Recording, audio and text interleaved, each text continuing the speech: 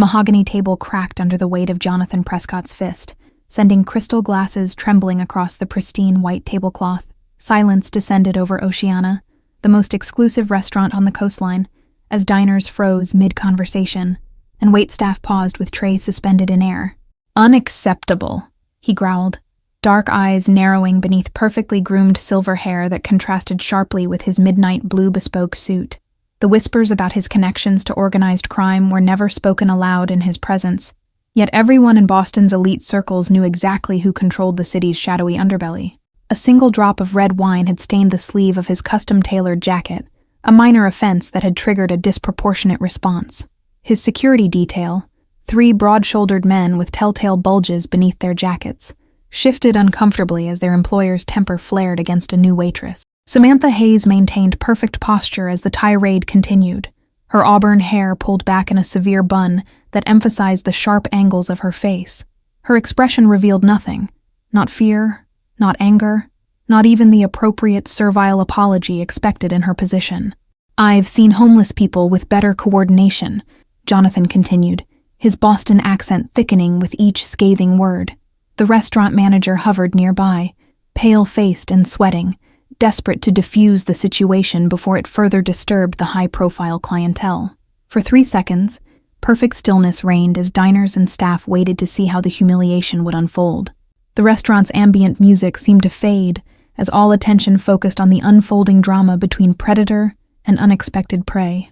"Mr. Prescott," Samantha finally spoke, her voice clear and unflinching as she placed the wine bottle deliberately on the table. "I believe there's been a misunderstanding about who exactly you're speaking to right now." She stepped forward rather than back, invading the invisible barrier of his personal space with a confidence that silenced even him. The bodyguards tensed, hands moving instinctively toward concealed weapons as she leaned slightly forward. "This establishment prides itself on impeccable service, which I intend to provide despite your behavior," she continued, reaching into her apron pocket. Instead of the expected cloth for cleanup, she withdrew a business card and placed it precisely beside his plate. The restaurant manager nearly fainted as Jonathan's expression transformed from outrage to shock, color draining from his face as he recognized the embossed insignia on the card. His security team exchanged nervous glances, suddenly uncertain about the appropriate response. "My sincere apologies for the wine, sir," Samantha concluded with the faintest smile touching the corner of her mouth. "Your meal is, of course, complimentary this evening, a courtesy between colleagues rather than an admission of fault." She turned with the graceful precision of a dancer, walking unhurriedly toward the kitchen as conversation slowly resumed throughout the restaurant. Jonathan sat motionless, staring at the card with an expression that shifted between disbelief, calculation, and something approaching respect.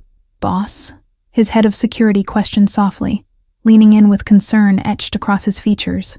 "Should we—" "No," Jonathan interrupted, tucking the card into his inner pocket with unexpected care.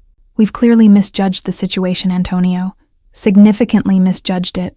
By closing time, whispers about the confrontation had reached every corner of Oceana, but Samantha had vanished, her single scheduled shift apparently completed. The question lingering on everyone's lips: who was this fearless woman who could silence Boston's most dangerous man with nothing but a business card?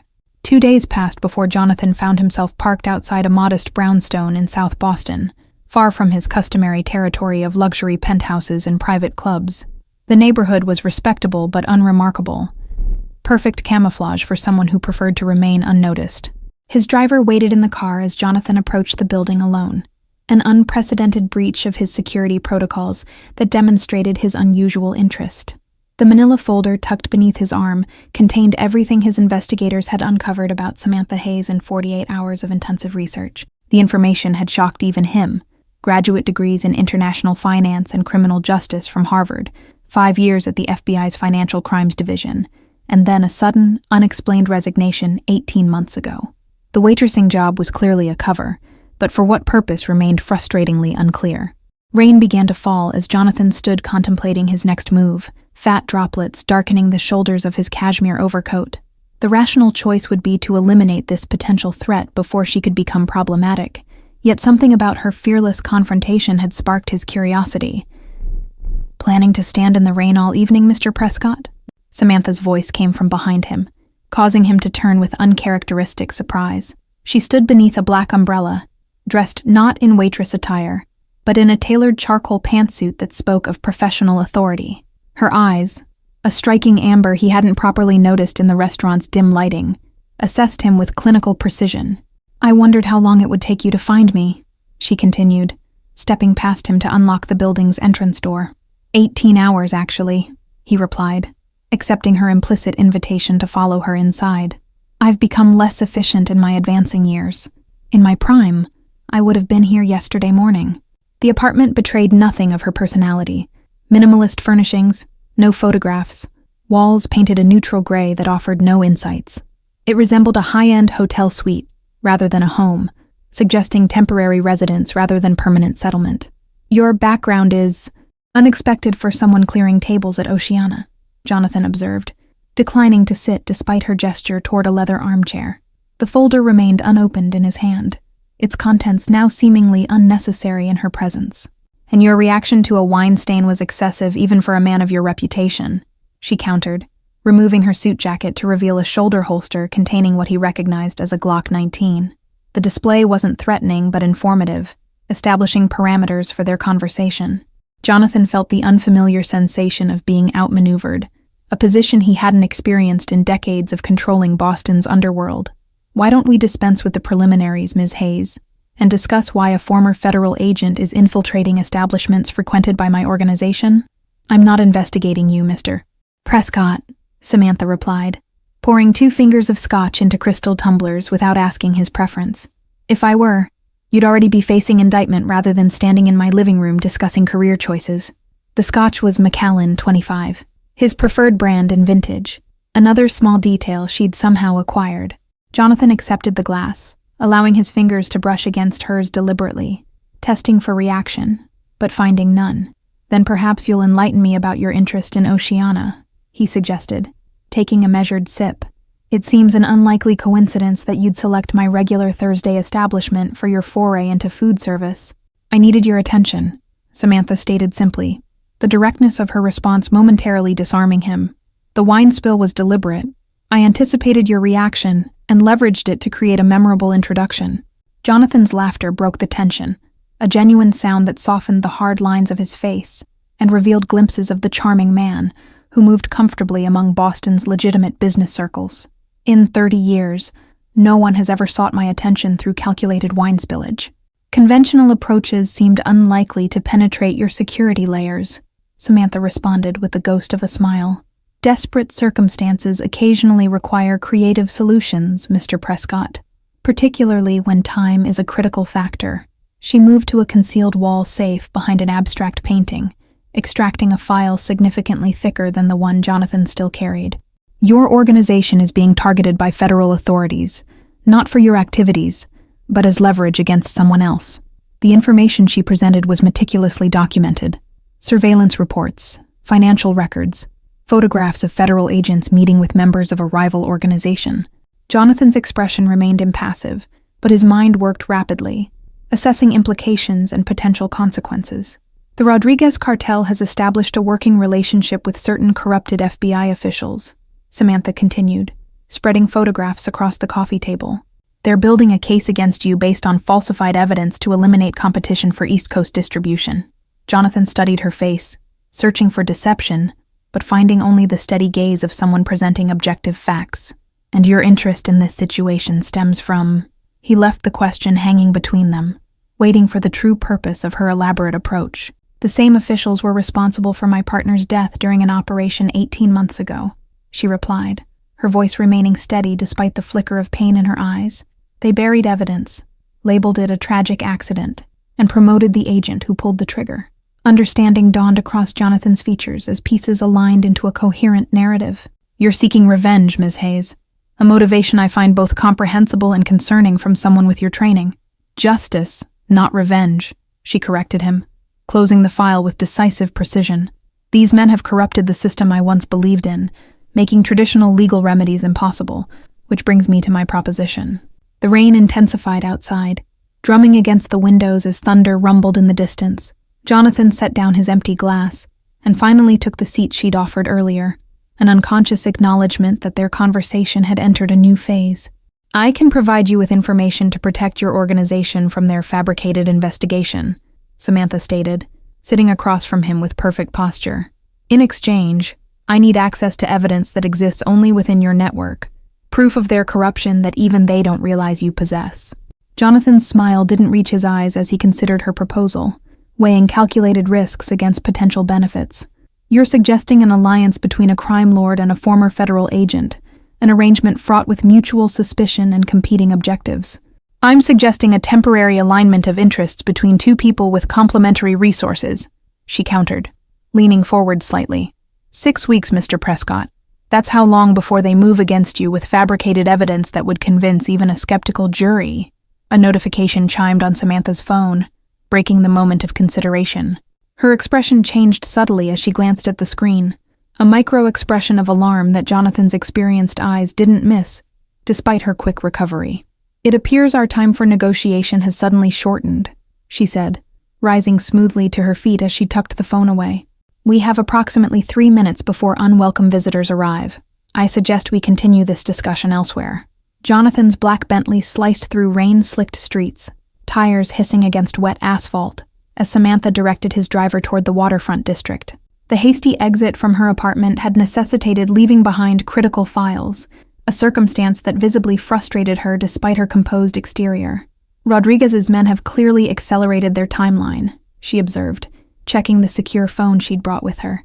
The raid on my apartment suggests they've identified me as a potential complication to their plans. Decades of survival in Boston's criminal underworld had honed Jonathan's instincts for danger and opportunity in equal measure. He studied Samantha's profile as city lights played across her features, searching for signs of deception, but finding only focused determination. The Harbor View Hotel maintains a suite in my name, he decided, pressing a button to activate the privacy partition between them and his driver. It has appropriate security measures, and will serve as temporary headquarters while we assess our options.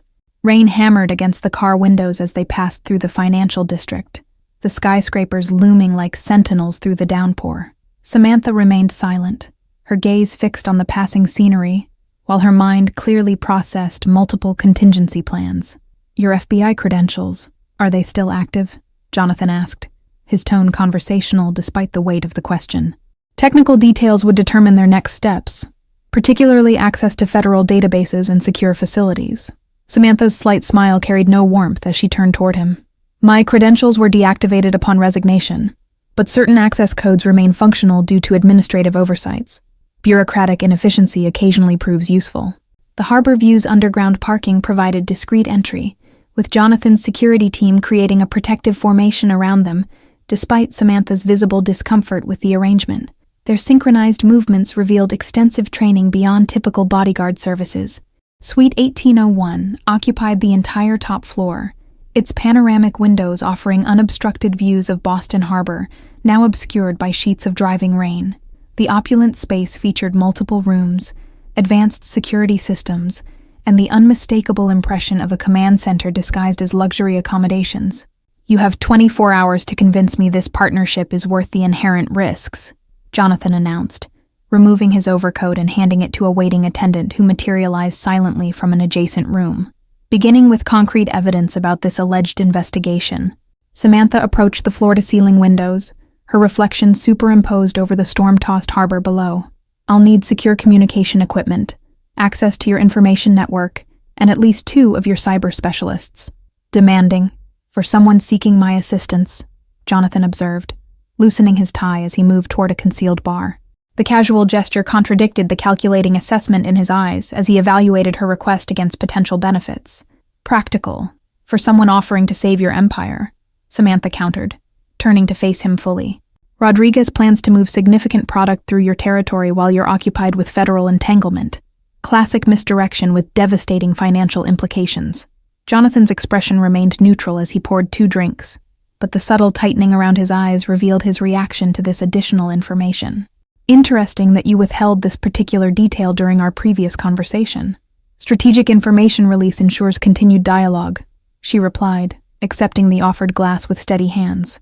Full disclosure is poor negotiating practice, as I suspect you've demonstrated throughout your career. 6 days transformed the Harbor View Suite into an operational center, with encrypted monitors displaying surveillance feeds from key locations throughout Boston's underworld. Samantha worked methodically alongside Jonathan's specialists, her expertise in financial tracking systems proving invaluable as they unraveled the Rodriguez operation. "They've created a sophisticated money laundering structure using your legitimate business connections," she explained, highlighting transaction patterns on the central screen. "Every financial move creates potential RICO exposure, while appearing to originate from your organization." Jonathan stood behind her chair, close enough that she could detect the subtle spice of his cologne as he studied the evidence she'd compiled. Their proximity had evolved from cautious distance to professional familiarity over days of intensive collaboration. "Your former colleagues are more creative than I anticipated," he acknowledged, the admission significant from a man who rarely credited opponents with competence. "These transactions would convince even my most experienced attorneys of my direct involvement." Dawn broke over the harbor as they continued working, soft orange light gradually replacing the harsh glow of computer screens. Samantha rubbed her eyes, fatigue evident in the slight slump of shoulders that normally maintained perfect posture. "Rest," Jonathan directed, his tone making it an order rather than a suggestion. "Your effectiveness diminishes with each hour of sleep deprivation, a luxury neither of us can afford under current circumstances." Samantha's protest died on her lips as the suite's secure phone rang, the specialized encryption system restricting calls to a handful of Jonathan's most trusted lieutenants. His expression darkened as he listened, fingers tapping a complex pattern against the polished desk surface. "Rodriguez's people just hit our warehouse in South Boston," he announced after ending the call, his controlled voice belying the rage evident in his clenched jaw. "3 of my men hospitalized, a direct challenge requiring immediate response." "Exactly what they want," Samantha cautioned, rising from her chair to stand eye to eye with him. "A retaliatory strike creates evidence supporting their fabricated narrative. Patience outmaneuvers emotional reaction in this scenario." Something shifted in Jonathan's expression, a momentary vulnerability quickly masked behind practiced control. "My reputation requires decisive action when challenged," he explained, revealing the burden of expectations that accompanied his position. "Your survival requires strategic restraint," Samantha countered, her voice softening slightly despite the firmness of her position. "Reputation means nothing if you're serving consecutive life sentences while Rodriguez controls your territory." Jonathan moved to the window, silhouetted against morning light breaking through storm clouds that had lingered for days. The symbolic timing wasn't lost on either of them, as he considered options that contradicted decades of established response patterns. 24 hours, he finally decided, turning back toward her with renewed determination. "We accelerate information gathering while presenting the appearance of preparing retaliatory action. Rodriguez will expect nothing less." Samantha nodded approval, recognizing the significant concession from a man unaccustomed to altering course once set. "I need access to your offshore accounting systems. The evidence we require likely exists within transaction records from Cayman or Swiss holdings." The request crossed boundaries previously established in their working arrangement, requiring trust that neither had explicitly acknowledged developing. Jonathan studied her face before responding, his assessment going beyond simple calculation of risk. "Antonio will provide necessary access codes," he agreed, reaching for his jacket with decisive movements. "While you pursue that avenue, I'll handle a delicate matter requiring personal attention. Sometimes traditional methods yield results that technology cannot." Sunset painted the marina in crimson and gold as Jonathan's yacht departed Boston Harbor, its sleek profile cutting through calm waters that belied recent storms. Samantha stood on the upper deck, the ocean breeze loosening strands of auburn hair from her customary severe style. "Your offshore records confirmed my suspicions," she informed Jonathan as he joined her, tablet in hand displaying complex financial diagrams. "Rodriguez has systematically compromised 3 federal judges and the assistant director of the Boston field office." Jonathan accepted the tablet, scrolling through evidence with the practiced eye of someone accustomed to identifying irregularities in financial transactions. His expression remained impassive, but the slight tension in his shoulders revealed growing concern. "We're meeting a contact who can authenticate these records through official channels," he explained, returning the tablet while scanning the horizon with practiced vigilance. "His position within the Treasury Department provides access to verification systems beyond your former clearance level." The meeting location, a private cove 30 minutes from Boston, had been selected for its isolation and defensibility, characteristics that triggered Samantha's professional paranoia. She adjusted her jacket, confirming the reassuring presence of her Glock in its shoulder holster. "Your unease is warranted but unnecessary," Jonathan commented, noting her subtle preparations with amusement. "This particular contact has provided reliable intelligence for 15 years. Self-interest ensures his continued cooperation." Samantha's response died in her throat as she spotted unusual movement on the approaching shoreline, the distinctive flash of tactical equipment barely visible among natural cover. "Down!" she commanded, simultaneously drawing her weapon and shoving Jonathan below the deck railing. Gunfire erupted seconds later, bullets splintering wood and shattering glass as the yacht's security system activated automatically. Emergency engines engaged with a roar, rapidly increasing distance from the shoreline while bulletproof shields deployed over exposed areas. "Your reliable contact appears compromised," Samantha observed dryly, maintaining her protective position over Jonathan, despite his attempts to reverse their positioning. Blood spread slowly across her white blouse, revealing an injury she'd yet to acknowledge. Jonathan's expression transformed from surprise to cold fury as he registered her wound, efficiently applying pressure while barking orders into a concealed communication device. "Medical team standing by at secondary location. 10 minutes maximum arrival time." "Evidence secure?" Samantha questioned through gritted teeth, professional priorities overriding physical discomfort as she maintained situational awareness. The tablet containing their critical findings had fallen nearby during the initial assault. "Irrelevant if you bleed out," Jonathan replied, his typical detachment replaced by unexpected concern as he increased pressure on her wound. The yacht accelerated toward open water, security protocols initiating defensive countermeasures against potential pursuit. Pain clouded Samantha's vision as blood loss took its toll, yet her training maintained her focus on mission parameters rather than personal safety. "The evidence is everything," she insisted, gripping Jonathan's wrist with surprising strength despite her weakening condition. "You are everything," he responded, the unguarded admission surprising them both as medical personnel swarmed the deck. The unexpected sincerity in his voice penetrated even her diminishing consciousness as emergency treatment began. Darkness encroached on Samantha's awareness, reality fading as skilled hands worked to stabilize her condition. The last sensation she registered was Jonathan's fingers intertwined with hers, an anchor against the current threatening to sweep her away. "Trust me." His voice followed her into unconsciousness, the simple phrase carrying weight beyond its component words. "This time, justice will prevail. I give you my word." Marina lights blurred into streaks of color as the yacht raced toward safety, its powerful engines driving them away from immediate danger, while Jonathan's organization mobilized in response to the attack. The failed ambush had transformed a professional alliance into something far more personal and infinitely more dangerous.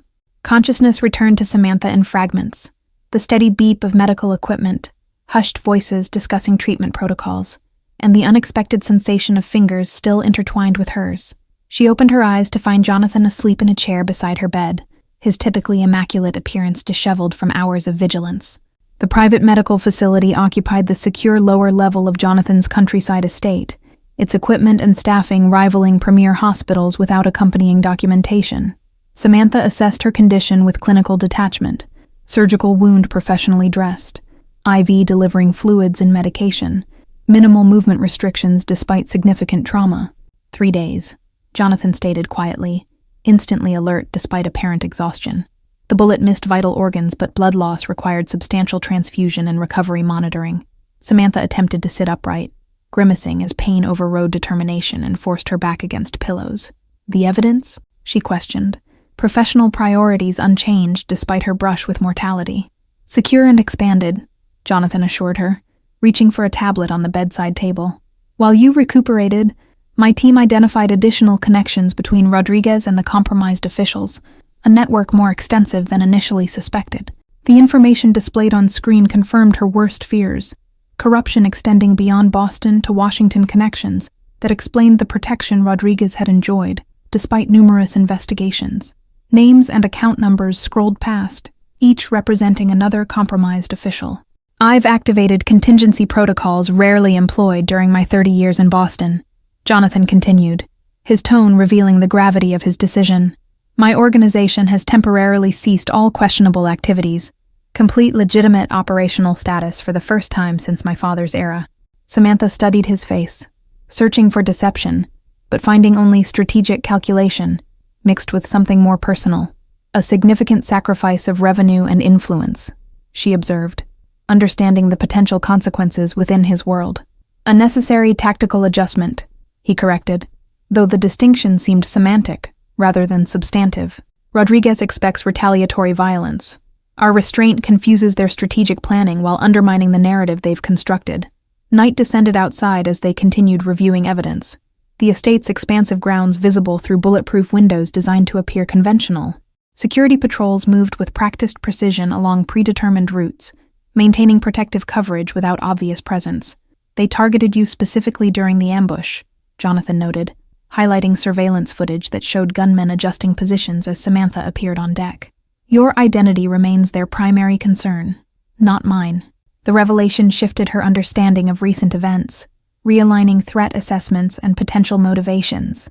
I wasn't investigating Rodriguez during my FBI tenure, she recalled, mental chronology confirming the timeline discrepancy. Yet, something in your background presents sufficient threat to warrant elimination, Jonathan concluded, reaching for a secure phone as it signaled an incoming communication. The brief conversation consisted primarily of single-word responses, his expression growing increasingly serious. Rodriguez is mobilizing significant resources toward this location, he announced after ending the call, rising smoothly despite evident fatigue. We have approximately 4 hours before their forces arrive. Insufficient time for safe relocation given your condition. Samantha pushed herself upright despite protesting muscles and healing wounds, years of training overriding physical limitations. I won't be responsible for endangering your people, she stated firmly, disconnecting monitoring equipment with practiced efficiency. You misunderstand the situation, Jonathan replied, gently but firmly reconnecting critical monitors. This estate was designed to withstand military-grade assault. We're not evacuating, merely preparing appropriate welcome for uninvited guests. His calm confidence sparked an unexpected realization. Jonathan had anticipated this development, perhaps even encouraged it through carefully managed information leaks. You're using me as bait, Samantha concluded, admiration mingling with wariness in her assessment. I prefer strategic focal point, he corrected with the first genuine smile she'd witnessed since their partnership began. Rodriguez's obsession with eliminating you has created exploitable vulnerability, emotional response overriding tactical consideration. Lightning flashed across midnight skies as storm clouds gathered above the estate, nature providing atmospheric accompaniment to impending confrontation. Jonathan's security team transformed the pastoral property into a defensive fortress with practiced efficiency that spoke of previous implementation. Perimeter sensors detect 12 individuals approaching from the South Access Road, Antonio reported, holographic tactical display highlighting heat signatures moving through dense forest. Vehicle support remains at minimum safe distance. Standard cartel protocol for deniable operations. Samantha studied the tactical display from her position in the central security hub, physical limitations necessitating strategic rather than direct involvement. Her FBI training provided valuable counterintelligence perspective as Jonathan's team finalized defensive positioning. Their approach indicates familiarity with property layout beyond public records, she observed, highlighting anomalies in movement patterns. Someone with intimate knowledge of your security systems is providing operational intelligence. Jonathan's expression hardened as he processed the implication, decades of underworld leadership having taught him the bitter lesson that betrayal typically originated from trusted inner circles. Identify potential internal compromise, he directed Antonio, who immediately began security protocol verification. South gate breach in progress, announced a voice through the communication system, triggering automated lockdown procedures throughout the estate. Security doors sealed with pneumatic hisses while bulletproof shields deployed over windows and vulnerable access points. Surveillance cameras captured the infiltration team's methodical advance, their military-grade equipment, and coordinated movements revealing training beyond typical cartel enforcement. Former special forces, Samantha identified, recognizing tactical formations from counterterrorism operations. Rodriguez's federal connections provide access to discharged operators seeking private sector opportunities, Jonathan confirmed, his tone suggesting previous encounters with similar teams. Skilled but predictable, their training creates exploitable patterns. The security hub's main screen suddenly flickered, surveillance feeds momentarily disrupting before resolving into an unexpected image. Rodriguez himself, seated comfortably in what appeared to be the estate's eastern guest house. His expression conveyed smug satisfaction as he addressed the camera directly. "I must commend your hospitality, Prescott," he began, Boston accent considerably thicker than Jonathan's refined tones. "Though arriving through the servant's entrance lacks proper etiquette, your security chief was most accommodating with access codes." Antonio's expression registered momentary confusion before comprehension dawned, his hand moving toward his weapon as Jonathan raised a restraining finger. "Confirmation, before action," he cautioned, typing commands into a secondary terminal with practiced precision. Rodriguez continued his monologue, explaining elaborate plans for assuming control of Jonathan's territory, while federal authorities processed his anticipated arrest. The performance provided critical intelligence despite its theatrical delivery, each boast revealing operational details useful for countermeasures. "Your chief of security has served me for 3 years," Rodriguez concluded with evident satisfaction, camera angle widening to reveal Antonio's younger brother kneeling beside him with evident terror. Family loyalty ultimately proves stronger than professional obligation. Jonathan terminated the connection with a deliberate keystroke, turning toward Antonio with unreadable expression. "Your brother was taken 4 days ago from his university apartment," he stated calmly, retrieving documentation from a secure drawer. "Rodriguez's theatrics confirm our counterintelligence operation succeeded." Relief washed across Antonio's features as understanding replaced momentary doubt, the elaborate deception having served its purpose. "The false intelligence I've been leaking led them directly into positioned countermeasures," he confirmed, tactical display showing infiltration teams entering predetermined containment zones. "Federal agents are standing by for evidence delivery," Samantha noted, monitoring encrypted communications on a separate system. "Rodriguez's presence provides opportunity beyond our original parameters, direct apprehension rather than documentary prosecution." Jonathan considered options with the calculated precision that had sustained his organization through decades of underworld evolution. "Activate Dante Protocol," he decided, the literary reference triggering immediate recognition among his senior team members.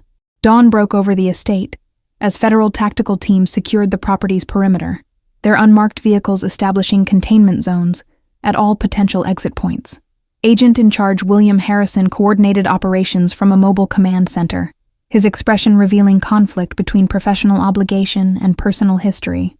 27 arrests, including Rodriguez and 3 federal employees identified in your evidence package, he informed Samantha, professional courtesy extending to a former colleague despite circumstances raising numerous questions. "Your information proved accurate down to location coordinates and individual armaments."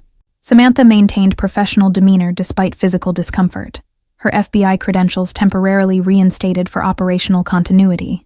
"The evidence includes banking records documenting systematic corruption across multiple agencies," she explained, transferring secured files through approved channels. "Your association with Prescott remains problematic from investigative perspective," Harrison noted, decades of friendship evident in his concerned tone rather than official documentation. "The Bureau's Internal Affairs Division has questions about methodology and potential compromise." Jonathan observed the exchange from appropriate distance, his organization's temporary legitimate status providing unusual freedom of movement during federal operations.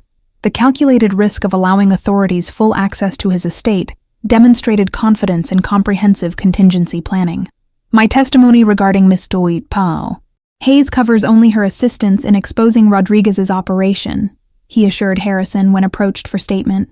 "Our association began and concluded with that singular objective, professional parameters maintained throughout engagement."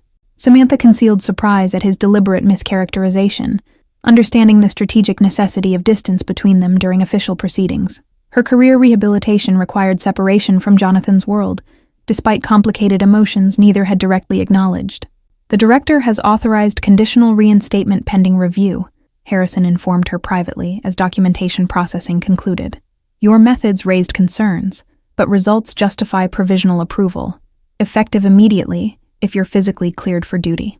Morning sunlight illuminated the estate's extensive gardens as federal personnel gradually withdrew, evidence secured, and suspects transported to appropriate facilities. Samantha found Jonathan on the eastern terrace, overlooking landscaped grounds that betrayed no evidence of night's dramatic events. "Your career restoration appears imminent," he observed without turning, somehow sensing her presence despite silent approach. "Appropriate outcome given your dedication to justice rather than mere revenge." Samantha moved beside him at the stone balustrade, Professional distance momentarily abandoned as operational necessity concluded. Justice required unorthodox methods in this instance, she acknowledged, tacit recognition of his critical role in achieving legitimate outcomes. My organization will maintain legitimate operations for the foreseeable future, Jonathan stated, the announcement representing significant departure from established patterns. Recent events demonstrated vulnerabilities within traditional methodology. Adaptation ensures survival in evolving landscapes. The declaration contained implications beyond immediate circumstances.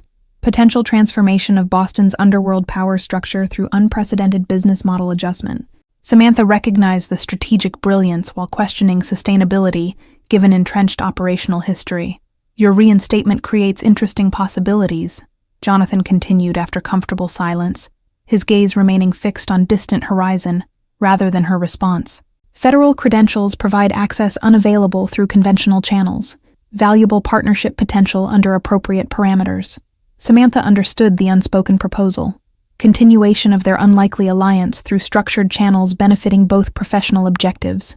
Consulting arrangements require strict compliance guidelines, she noted, neither accepting nor rejecting the implicit offer. Parameters ensuring mutual benefit while maintaining necessary separation.